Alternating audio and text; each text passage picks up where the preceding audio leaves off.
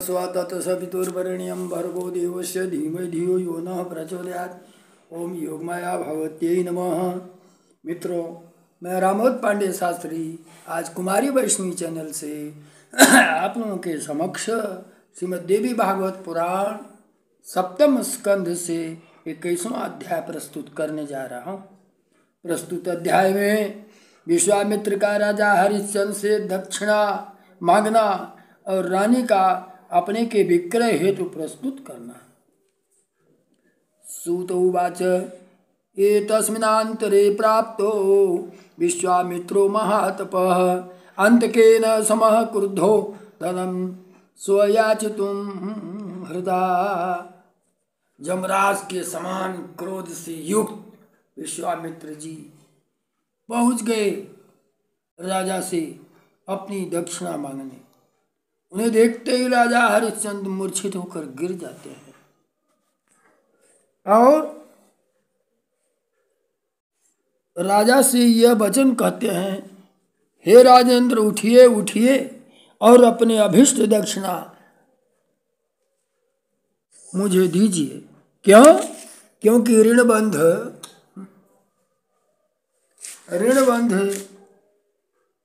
प्रतिदिन दुख ही देता है। आप्यायमान स तदा हिमशीतेन वारिणा अवाप्य चेतना राजा विश्वामित्र मित्रम अवेक्ष्य च। उनके ऊपर जल का छींटा दे करके उन्हें होश में करते हैं। पुनर्मोहम समापेदे यद क्रोध जौ मुनि समावास च राजानम वाक्यम अहम द्विजोत्तम।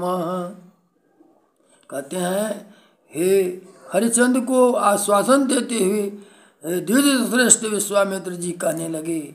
विश्वामित्र जी क्या कहते हैं, दीयते दक्षिणाम सा में यदि धैर्यम वेक्षसे सत्येनार्क प्रतापति सत्य तिष्ठति मेदिनी। यदि आपको धैर्य अभिष्ट है तो मेरी वह दक्षिणा दे दीजिए। सत्य से ही सूर्य तपता है और सत्य से ही पृथ्वी टिकी है। परम धर्म को भी सत्य में स्थित कहा गया है और स्वर्ग की प्रतिष्ठा भी सत्य से ही है। यदि 1000 अश्वमेध यज्ञ और सत्य तुला पर रखे जाएं तो 1000 अश्वमेध यज्ञ से बढ़ करके सत्य हो जाएगा। मेरी यह कहने का क्या प्रयोजन है? हे राजन, यदि आप मेरी दक्षिणा नहीं देते हैं तो सूर्यास्त होते ही मैं निश्चित रूप से आपको शाप दे दूंगा। सत्ये प्रोक्तम परो धर्मः स्वर्गः सत्ये प्रतिष्ठितः अश्वमेध सहस्त्रम तु सत्यम च तुल्याधृतम् अश्वमेध सहस्रादि सत्यम एकम विशिष्यते अथवा किम मम एतेन प्रोक्ते नास्ति प्रयोजनम मदीया दक्षिणा राजन दास्यति भवान्यादि अस्ताचलगते हे हरके सस्प्याति तामयो ध्रुवम। कहते हैं, निश्चित ही शाम तक आपको शाप दे दूंगा। यदि युक्ता स यजो विप्रो राजा चाशीद भयातुर दुखित भूतो अवनो निशोषो निशाम मुनिनार्दित।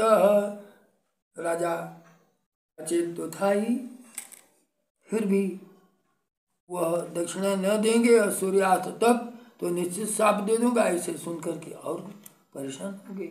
ऐसा कह करके वे शीघ्र विश्वामित्र चले गए। इधर राजा हरिश्चंद्र भय से व्याकुल उठे और उन मुनि के द्वारा पीड़ित हुए निर्धन राजा दुखित होकर के पृथ्वी पर बैठ गए। सूत उवाच एकस्मिन्नान्तरे तत्र ब्राह्मणो वेद पारंगः ब्राह्मणे बहुभिः सार्धं निर्दयी स्वगृहात् बहिः। एक अत्यंत विद्वान वेद से पारंगत ब्राह्मण अपने साथ कई ब्राह्मणों को लेकर के आ रहे थे और वहां रुके। ततो राज्ञी तू तम दृष्ट्वा आयन्तं तापसं स्थितः उवाच वाक्यं राजनं धर्म सहितं तथा। उनकी पुत्री, उनकी महारानी जो पुत्र के साथ थी, उन्हें इन ब्राह्मणों को देख, तपस्वियों को देख करके कहने लगी, धर्म संगत बातें कहने लगी। उन्हें वे ब्राह्मण क्या कहती है, ब्राह्मण तीनों वर्णों का पिता कहा जाता है, पुत्र के द्वारा पिता से धन लिया जा सकता है, इसमें संदेह नहीं। अतः मेरी तो यह सम्मति है कि इस ब्राह्मण के धन के लिए प्रार्थना किया जाए। ततो राज्ञी तु दृष्टा आयन्तं तापसंवेष्टितम् उवाच वाक्यं राजानं धर्मसहितं यदा तयमानपि वर्णानां पिता ब्राह्मणो उच्यते पितृद्रव्यं हि पुत्रेण गृहीतव्यं न संशयः। 3 वर्णों के लिए पिता समान ब्राह्मण होते हैं, तो ब्राह्मण से धन मांग करके दान देना कोई बुरी बात नहीं है। अब राजा क्या कहते हैं, चाहम प्रतिग्रहम कांक्षे क्षत्रियो सुमध्य से वा याचनम खलु विप्राणाम क्षत्रियाणाम न विद्यते। कहते हैं महारानी, क्षत्रियों के लिए भिक्षा मांगना, क्षत्रियों के लिए किसी से मांगना ये उचित नहीं है, यह तो मात्र ब्राह्मणों के लिए है। ब्राह्मण मांगता है और क्षत्रिय देता है। मैं दूंगा, मैंने ये सिखा है। गुरु विप्रो वर्णानाम पूजनीयो अस्ति सर्वदा तस्मात् गुरुन याच्याम स्यात् दक्षिण क्षत्रियाणाम विशेषतः। गुरु क्या है, साक्षात देवतुल्य माना जाता है, इस पृथ्वी का श्रेष्ठ मानव माना जाता है, इसलिए मैं किसी ब्राह्मण से यह कार्य नहीं करूँगा। शरणागता यजमानाध्ययनम दानम क्षत्रियसु विधीयते। क्षत्रिय के लिए अध्ययन कार्य, दान कार्य एवं रक्षा कार्य तथा प्रजा का पालन करना यह धर्म है। शरणागतम नाम भयम प्रजा नाम प्रतिपालनम, शरण में आए हुए की रक्षा करना एवं प्रजाओं का पालन करना। न चापेवम तवक्तम देहि कृपणम वचः। और दरिद्रों की तरह से भीख मांगना क्षत्रिय का काम नहीं है। ददामि इति एवं देवी हृदय निहितं वचः अर्जितं कुत्र चितं द्रव्यं ब्राह्मणाय ददामि अहम्।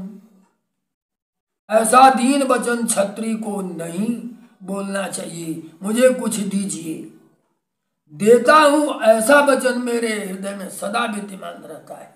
अतः मैं कहीं से भी धन अर्जित करके उस ब्राह्मण को दूंगा।